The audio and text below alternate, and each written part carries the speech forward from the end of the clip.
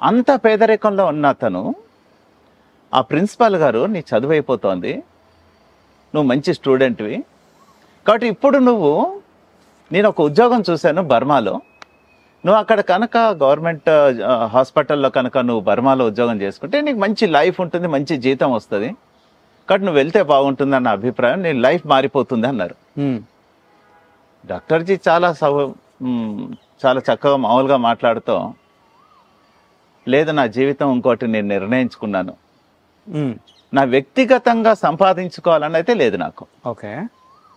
కాబట్టి నేను దేశం గురించి పనిచేయాలని ఉంది, దేశంలో నా లైఫ్ అంతా కూడా ఈ దేశం గురించి డెడికేట్ చేయాలనుకుంటున్నా.